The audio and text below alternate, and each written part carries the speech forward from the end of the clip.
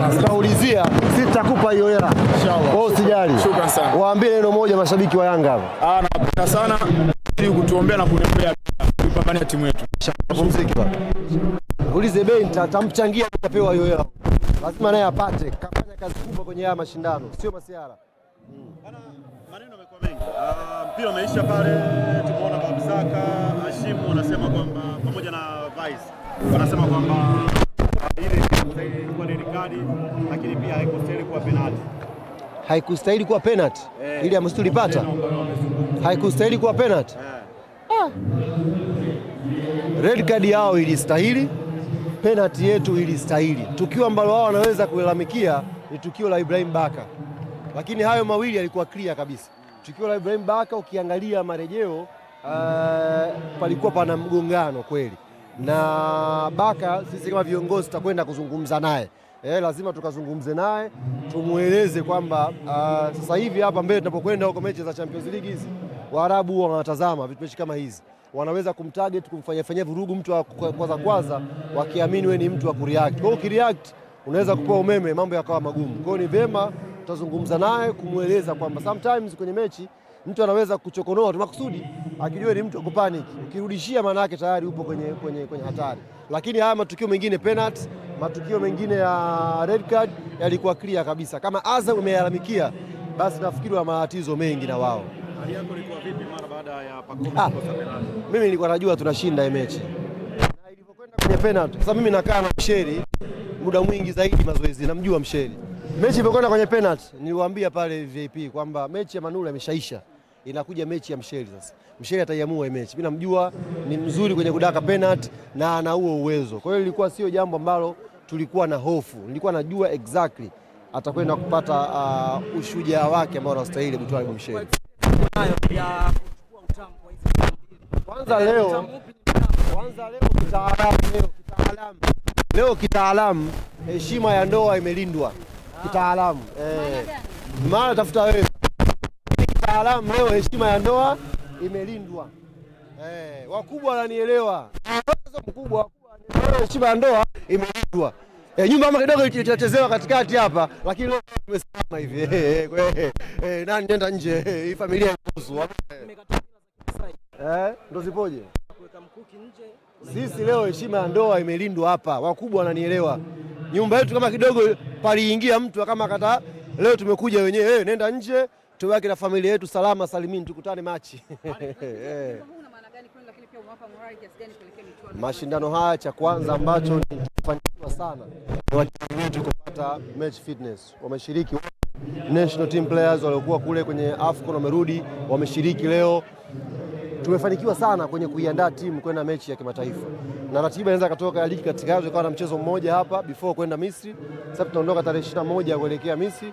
Bado tukacheza mechi hapa katikati, tunasubiri ratiba itoke. Kwa hiyo tutapata mechi nyingine ya maandalizi kuelekea mechi yetu na Al Ahly. Kwa hiyo tunaamini tutakuwa na maandalizi mazuri na tunashukuru waandaji wa Mapinduzi wametugea mechi nzuri kwenye tournament hii. Timu zinashindana vizuri na hata Azam leo wamecheza kidogo vizuri, palikuwa hapana majudo mengi, mechi imechezwa vizuri na players wote wametoka wakiwa salama. Namshukuru Mwenyezi Mungu kwa hili. Mmemsajili Alan Okello, tayari ameshawasili ama siku gani anawasili? Okello tayari yupo Dar es Salaam. Na alikuwa anaifuatilia hii mechi vizuri. Na kuna message amenitumia hapa.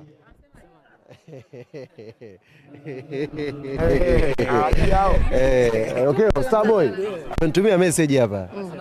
Amenitumia message. Anasemaje? Si tuna mechi pale KMC inshallah. Mtakuja kumuona. Mtakuja kumuona.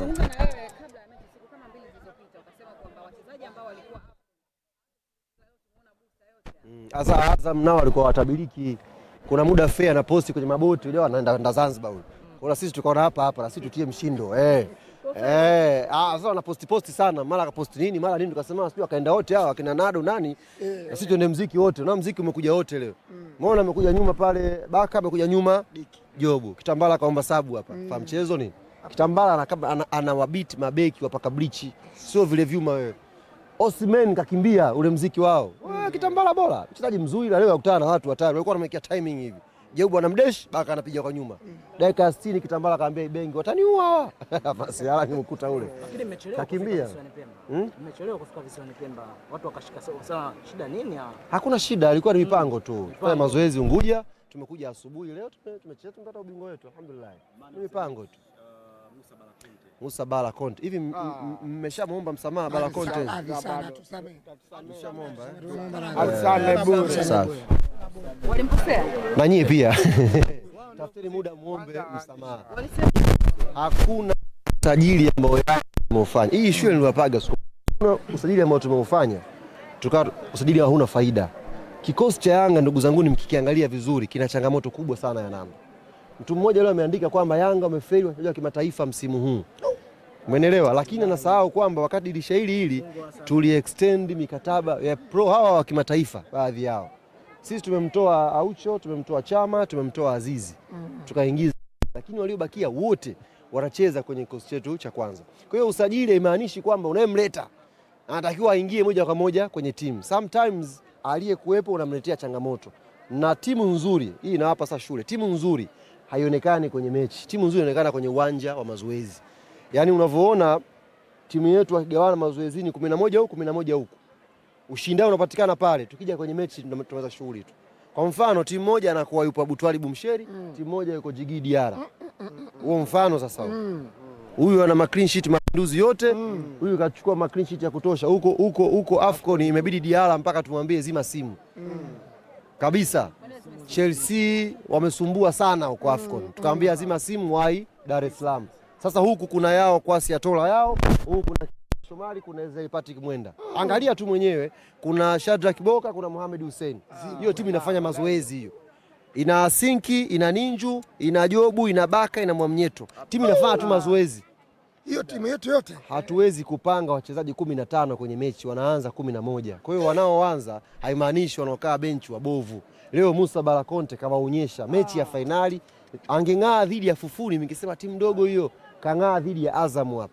Kaweka madi chini, pasi zimetembea. Huyo ndio Musa Bala Conte. Tunaendelea kwenda naye. Nilisikia siku moja yule msemaji wa Singida anasema kwamba tunataka tubadilishane wachezaji. Yule amechanganyikiwa yule. Usanza. Nani mdanganya?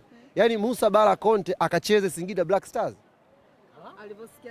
Alisikia wapi? Mimi mshangaa ndio maana sitaka kumjibu. Nikasema Hussein Masanza ameanza kuwehuka. Yaani anasema, "Wachezaji wetu mtuletee yupi?"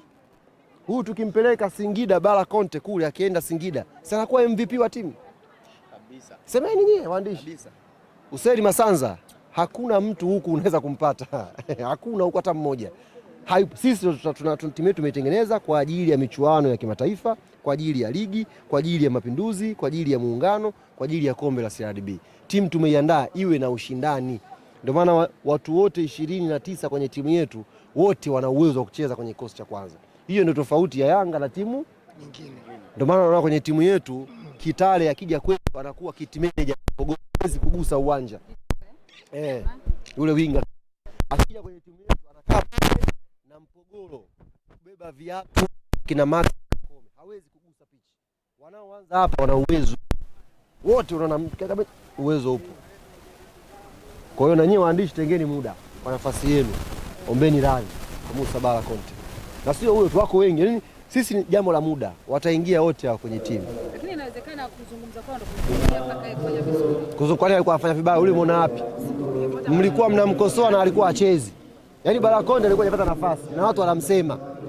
Unajua umuone mtu useme, hawajamuona wanaanza kumsema. Mimi ni waambie ndugu zangu, tutafanya usajili wetu kwa makini na tumeongeza watu hapa. Dirisha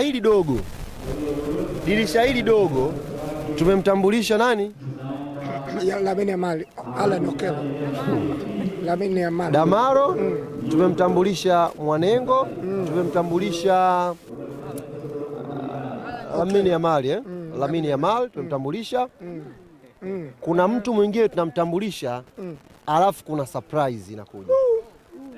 Kuna mtu mnamtambulisha na surprise. Yani bado sisi malengo yetu hayako hapa, malengo yetu yako huko.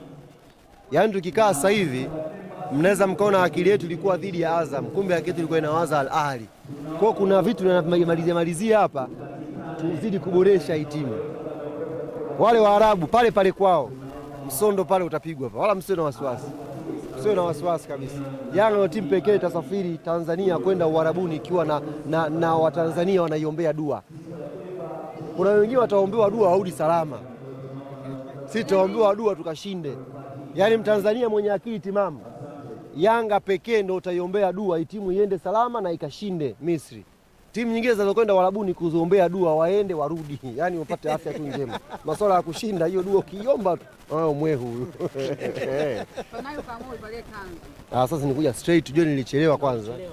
Kuja straight kama dakika 5 mechi imeanza hivi nikawa dumbukia. Kidogo kwa shida usafiri lakini nikaweza kuwahi alhamdulillah. Jana nilikuwa na shughuli Dar es Salaam ya kukamilisha utambulisho wa Lamine Yamal. Na nitumie fursa hii kuziambia timu nyingine ndogo ndogo Tanzania, mnaruhusiwa pia kujifunza namna ambavyo utambulisho mkubwa unafanyika. Sio kwa ubaya, sio utambulisho wa kupiga mavuvuzela. Utambulisho una touch zake, una flavor zake. Sio unamchukua mtu unampa vuvuzela ndo nini sasa tishe. Una taste zake, una flavor zake. Sasa huu wa Lamine Yamal umekamilika, bado kuna nyingine zinakuja. Nilipokuwa Dar es Salaam nilikamilisha introduction zote. Kwa sasa hivi ni kuachia tu. Kesho kwanza fursa hii niiseme hapa, nilikuwa nimesahau. Naam. Tunaondoka usiku huu kuelekea Dar es Salaam. Nilipata maombi kwamba tukichukua ubingwa wa Mapinduzi tuwape watani zetu Simba Sports ili kombe. Kabisa. Lakini tumekaa kama uongozi mjadiliana, tumesema hawa hawataki kupewa chochote. Ili kombe haliendi kule. Tunachoweza kuwasaidia kwa siku ya kesho, mashabiki wote wa Simba Sports ambao wanakwenda sasa hivi mwaka wa 5. Yaani kama ni mtoto mdogo alizaliwa akaanza kutambaa, sasa hivi anaiba simu anakimbia. Simba hawajaonja ladha ya ubingwa. Sasa kesho pale makao makuu tutakwenda kuliweka nje kombe letu la Mapinduzi.